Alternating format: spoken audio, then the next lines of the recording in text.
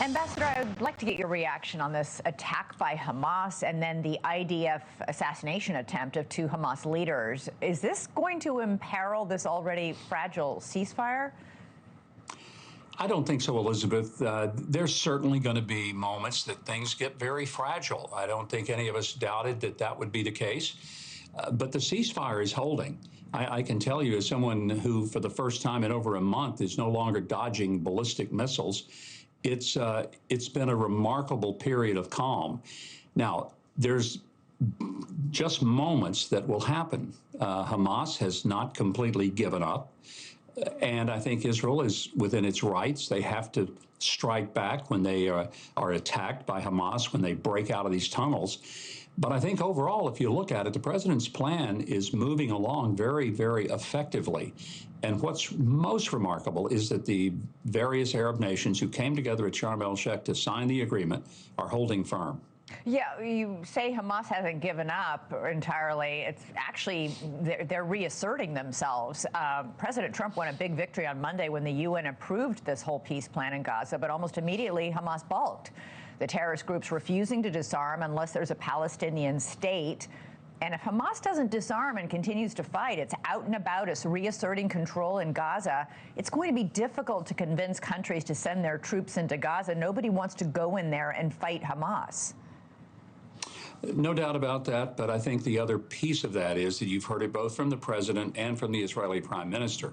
Hamas can do this the easy way or they can do it the hard way. Sooner or later, they're going to disarm. They're not going to stay. They'll have no role in the future of Gaza. The president has made that clear as consistently as he possibly could.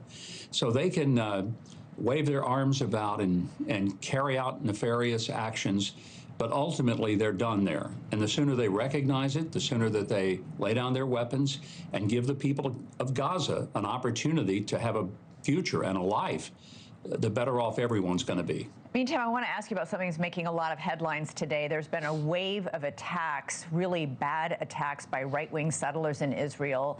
Roving gangs of masked men and boys rampaging through Palestinian villages in the West Bank, beating up people, setting fire to a mosque, even attacking the IDF when it tries to stop them. This has been going on for some time and seems to be escalating.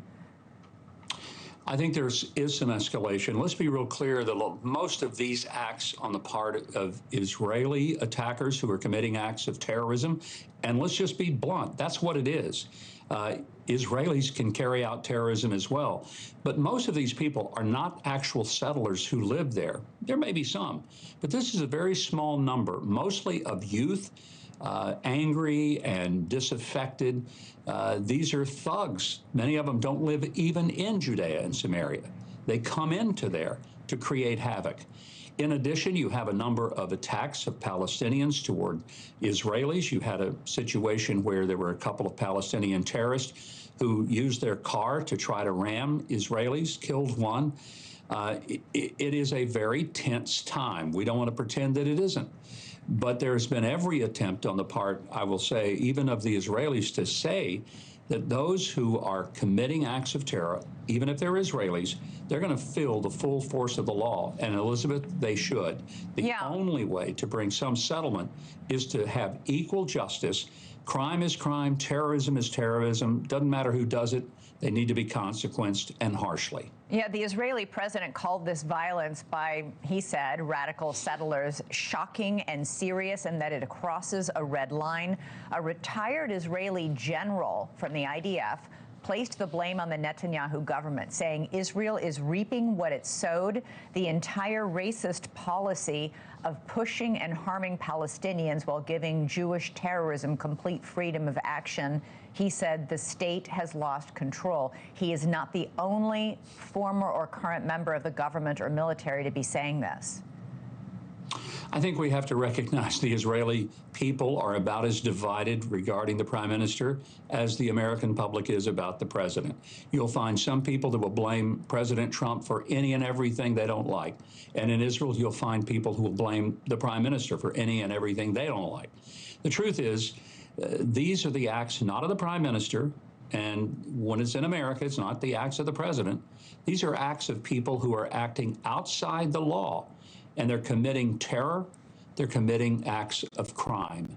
Thank you for watching. Subscribe below and download our NewsNation app right now on your phone, and you will get fact-based, unbiased news for all Americans.